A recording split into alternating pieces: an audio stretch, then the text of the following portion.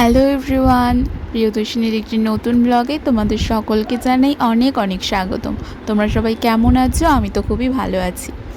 তো ভালো আছি বলতে গেলে আজ প্রচণ্ড টেনশানে ছিলাম। এখান দিয়ে সকাল 7:40 ট্রেনে চলে গেছিলাম আমার এক্সাম দেওয়ার উদ্দেশ্যে। আর এক্সাম শুরুতে যতবারই এক্সাম দিতে যাই আমার রায়দিঘিতেই সিট পড়ে। তো এবারেও গেছিলাম, বলেছিলাম আমি আমার স্পেশাল পার্সনের সাথে দেখা করতে যাব। এই যে হলো, ইনি আমার স্পেশাল পার্সন। আমার জীবনের ভেঙে পড়া, একদম হেরে যাওয়া, যখন একদম হাল ছেড়ে দিয়েছি, হবে না, মানে বাঁচতে ইচ্ছা না করা, এই রকম একটা টাইমে এই মানুষটা আমার ইন্সপিরেশন। মানুষ নয়, ইনি ঈশ্বর হতে পারে, কিন্তু আমার কাছে তো অলওয়েজ আমার মা যেমন ইনিও তেমন। তো যাই হোক, তো আমার মা আর কি ভিতরে যাচ্ছিল মাকে পুজো দেওয়ার উদ্দেশ্যে। তো আজ আমি আমার একটা মনের ইচ্ছার কথা বলি তোমাদেরকে। তো যেখান দিয়ে ওখানে আর কি আমার সিট পড়ছে সেই প্রথম থেকে আমার খুব ইচ্ছা হতো মাকে একবার শাড়ি পরানো। দেখতাম মাকে ওরা ওখানকার পুরোহিতরা ভীষণ সুন্দর করে সাজিয়ে রাখতো। তো আমার খুব ইচ্ছা হতো, যেহেতু দূরে কোথাও আমি যেতে পারি না, আমার বড় মায়ের কাছে যাওয়ারও খুব ইচ্ছা, আমার শ্যামসুন্দরীর কাছেও যাওয়ার খুব ইচ্ছা। তো এবারে বড় মা তো অনেক দূরে, জানি না কবে যেতে পারবো।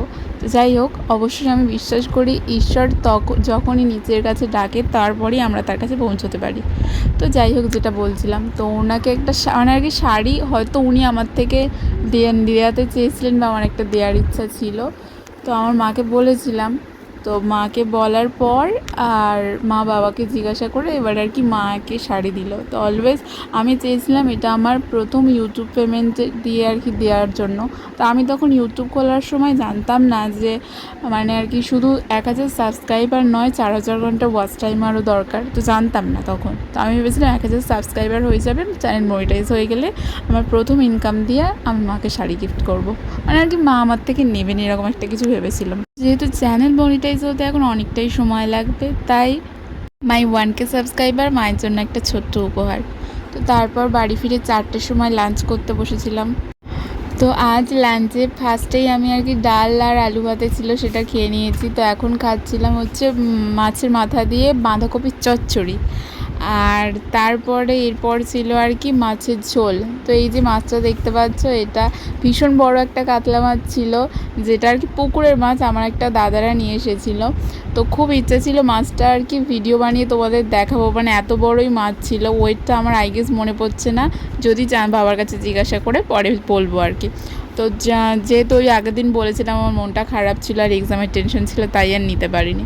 তো ওই যে আগের দিন বলেছিলাম কাঠপিঁপড়ে কামড়েছে, তো দেখো এখনও হাতটা কতটা পরিমাণ ফোলা আছে, আমি সেটাই আর কি দেখছিলাম, কারণ প্রচণ্ড যন্ত্রণা হচ্ছিল হাতের মধ্যে। আর জানি না কেন এই গরমকাল পড়লেই আমাদের ঠাকুর ঘরে প্রচণ্ড কাঠপিঁপড়ে হয়। তোমরা যদি কেউ জেনে থাকো যে কী দিলে আর কি কাঠপিঁপড়ে চলে যাবে, প্লিজ সাজেস্ট মি। তো তারপর বিকালবেলা চলে গিয়েছিলাম একটু ছাদে। তো সারাদিন পর আর কি নিজের ফেস দেখাচ্ছিলাম। তারপর আর কি বসেছিলাম পড়তে, তো একটু পড়ছিলাম। আর দুটো নতুন অতিথিকে দেখাবো যারা আমাদের বাড়িতে নতুন অ্যাড হয়েছে। তো এই যে এই দেখো এরা, আমি যতক্ষণ পড়ছিলাম ততক্ষণ ওরা বসেছিল, ওদিকে সূর্য অস্ত যাচ্ছিলো, আমি দেখছিলাম, দেখাচ্ছিলাম। তো একজন ছিল, আর তারপরে আবার কাল থেকে আর কি আরেকজন এসে অ্যাড হয়েছে। জানি না, কারুর একটা পোষা পায়রা দেখে মনে হচ্ছে, কারণ ও খুব আমাদের বাড়ির সবার গায়ে আশেপাশে ঘোরাঘুরি করছিল, চলে আসছিল। তো এইরকম একটা ব্যাপার। তো এই যে দুজনে দাঁড়িয়ে দাঁড়িয়ে খেলা করছে, মানে সারা রাতটাই ওখানে কাটিয়ে দিয়েছে। আমার মা ওদের একটা থাকার মতো একটা ঘর মতো দিয়েছে, কিন্তু ওর মধ্যে যাচ্ছেই না, সারা রাতটা ওখানেই কাটিয়ে দিয়েছে দুজনে। আজ সকালে উঠে দেখলাম সেই একই জায়গায় দুজনে বসে আছে। তো তারপরে এই যে আকাশটা, কাল একটা আকাশের একটা পোর্শন ভীষণ সুন্দর লাগছিল, সেই কারণে একটু আর কি আমি ভিডিও ক্লিপ নিচ্ছিলাম। আর ওপরে ওই যে চাঁদ উঠেছিল সেটা দেখাচ্ছিলাম, যেহেতু আমাদের ছাদে জাল দিয়ে ঘেরা, তোমাদেরকে আগেই দেখিয়েছি, তাই ভালো করে নিতে পারছিলাম না। জালের মধ্যে দিয়ে ফোনটা বাইরে বার করে দিয়ে আমি সেখান দিয়ে ভিডিও ক্লিপ আর কি নেওয়ার চেষ্টা করেছি, এতটাই সুন্দর লাগছিল দেখতে।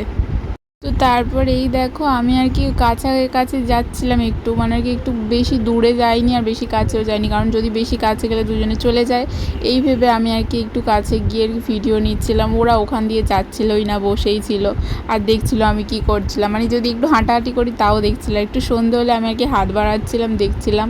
ওরা তাও আর কি যাচ্ছিল না, বরঞ্চ মুখ নিচু করে দেখছিলাম, আমি যে ভয় পাচ্ছিলাম ওরা চলে যাবে, সেরকম কিছু আদতেও হয়নি। তো মুখ দেখছিল। তো চলো আজ এই পর্যন্ত, good night and bye bye, সবাই অনেক ভালো থেকো।